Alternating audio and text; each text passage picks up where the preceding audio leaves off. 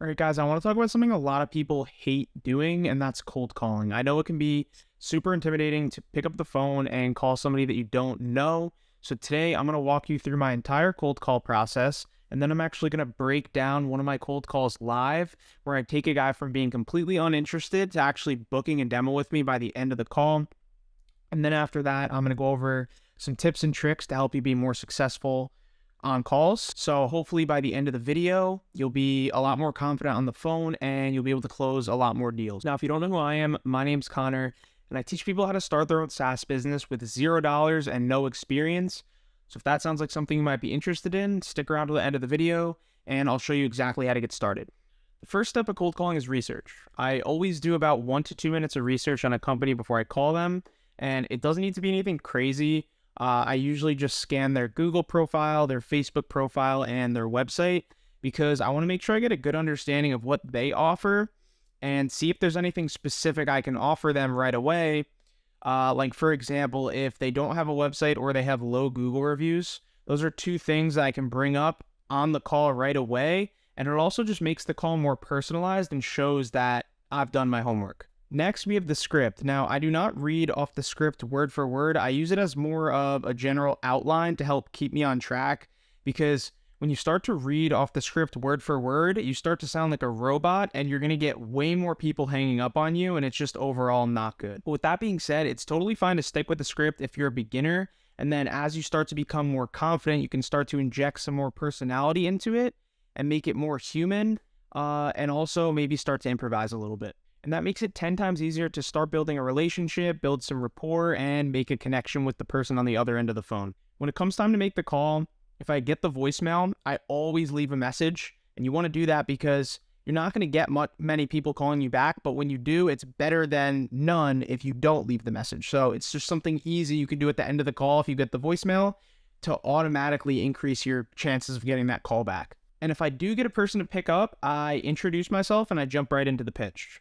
Now, it is a cold call. You are disrupting their day, so I like to keep it short and sweet, and I also like to focus on how my service can benefit them instead of the features. So, for example, if I'm selling advertising, I'm not really going to focus too much on the advertising. I'm going to focus on how my service can bring them more clients, more customers, and more sales. And overall, I try to keep the conversation flowing and ask them about their business to show that I'm genuinely interested. At the end of the call, I ask them if they'd be interested in learning more, and then I schedule a follow-up meeting on Zoom. Now, I always try to get that Zoom meeting booked on the call, because once you get off the call, the chances of you getting that second Zoom meeting booked drop just significantly. That's pretty much how I do it. Now we can get into the fun part where I take a guy from being completely uninterested in my service to actually booking a demo with me by the end of the call.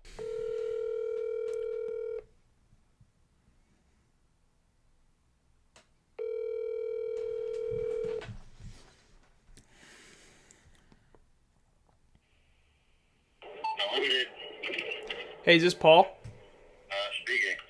Hey, Paul. My name's Connor. I just saw your post in the Long Island Business Group on Facebook. Yes. So I'm just reaching out. I'm working with a couple other flooring and roofing contractors in the group to help them generate some more customers. Is that something that you'd be interested in? So that's how I usually open my cold calls. I typically do my prospecting in Facebook groups, so I'll open with something like, hey, I saw your post in the XYZ Facebook group, and then I'll pause. I'll wait for them to acknowledge that, and then I'll tell them that I'm working with other businesses in their same niche to help them generate more customers. Now, I like to lead with generating more customers because that's something that is very appealing for a business owner, and the goal at the very beginning, it's almost like a hook. You want to catch their attention, and you only have a very short amount of time to actually catch their attention. So I like to say generate more customers because every business owner wants more customers, because more customers means more money. Not much of a lead type of company. It's like, I really don't advertise, and the only thing why I put it on Facebook, because every 11 years ago when I posted stuff, their friends would get a hold of my friends and me and ask for estimates of a light bulb, or every time I post, it's just like having only it's like, and the trucks driving the trucks around, it's like I get calls, so. Okay. Do you have a website in place? Now here, obviously you heard this guy was not interested, but the good thing was he kept the conversation going. He said, I'm not interested, but, and he continued talking. So whenever that happens, that's good because it opens the door for you to continue the conversation. And that's exactly what I did here. You heard me at the end of that say, hey, do you have a website in place? And that's key. That's from the research that I did, the 1 to 2 minutes of research before the call. I knew this guy didn't have a website in place. So I just asked him a very open-ended question.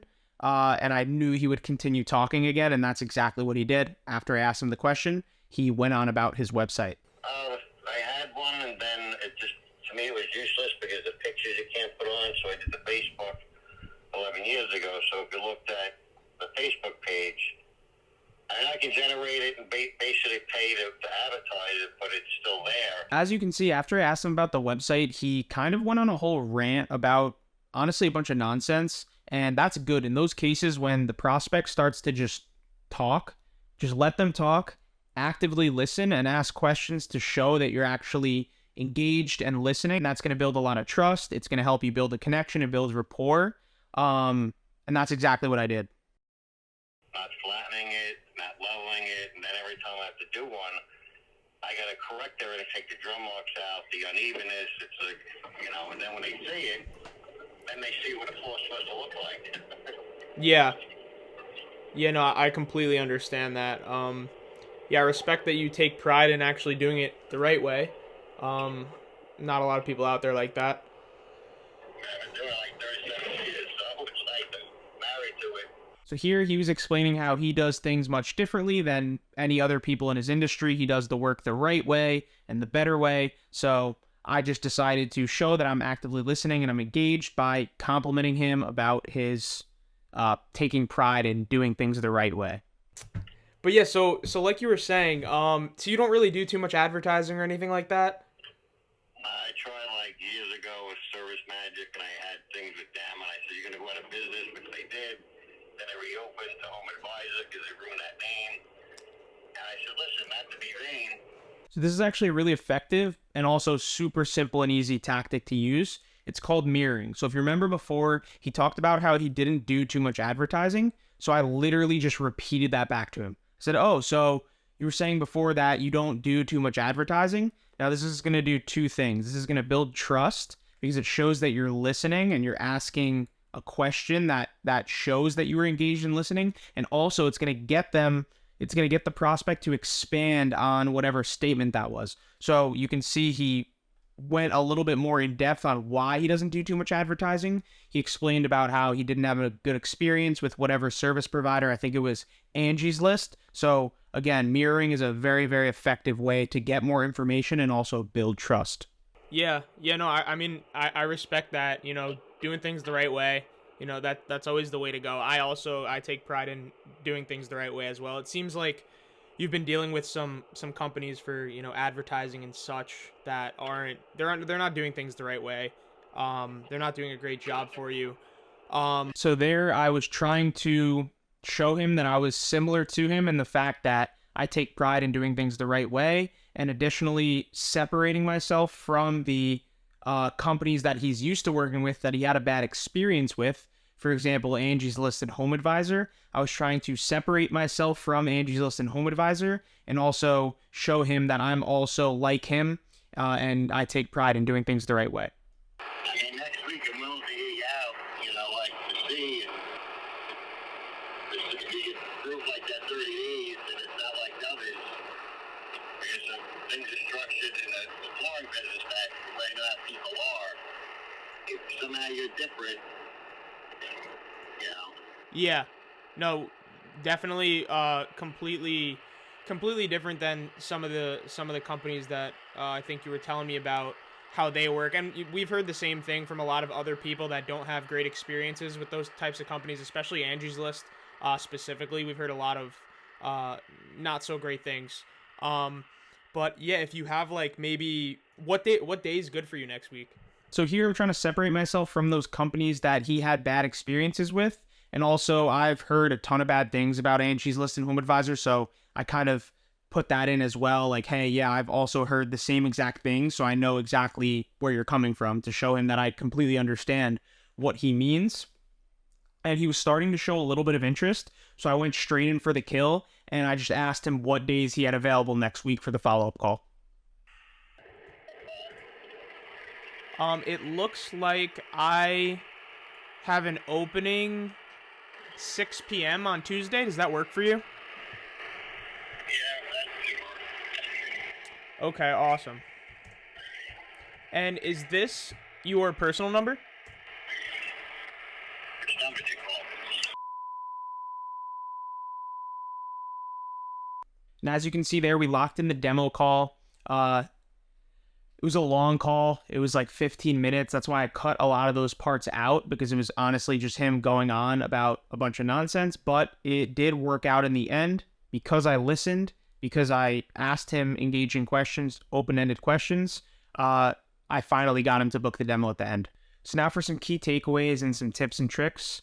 Don't be afraid of rejection. You're going to get no's all day, every day, and that's just how it is. You're going to get a lot of no's. It's all a numbers game, so you just want to focus on doing a ton of volume, do as many calls as you can, and get the reps in, and that's not only going to make you just better at cold calling, but also you're going to get a lot more yeses that way and a lot more demos booked that way. And again, you want to try not to sound like you're reading off a script as much as possible. This is definitely going to get a little bit easier as you get some more experience and you get more confident. You could add in some filler words like and ah, so you sound more like a human and less like a robot. You want to always let the prospect talk as much as possible. If they start talking and they go on a rant, just let them, because they're going to open up and give you all that information so you can help them get from point A to B and get that second call booked or get the deal closed. The more they talk, the more information you're going to get, and it just ends up in a better outcome for you. You want to ask open-ended questions, not yes or no questions. When you ask open-ended questions, that's going to get the prospect to talk more, give you more information, and again, keep the conversation flowing. Tonality is extremely important, and that's going to come with experience too. You're going to get better at knowing when to use what tonality. And there really is like a lot to that topic for cold calling. Tonality is like a really big thing, and there's a lot to it. But overall, I guess the main thing is you want to be confident and certain, especially when you're describing your services and how they can benefit the prospect. And that's definitely, it's going to get a lot easier with experience and with practice. Always do your research before the call so you have things that you can bring up if need be. Always take notes on the cold call, like name, the company, any pain points that you figure out on that cold call. So that's pretty much it for the video. If this is something that you guys want to see more of, drop a comment and let me know. And if you're looking to start your own SaaS business, or you want to grab the cold call scripts that I use, you can grab those down below. I have my free course and Discord linked. So yeah, have a good rest of your day, and I'll see you next time.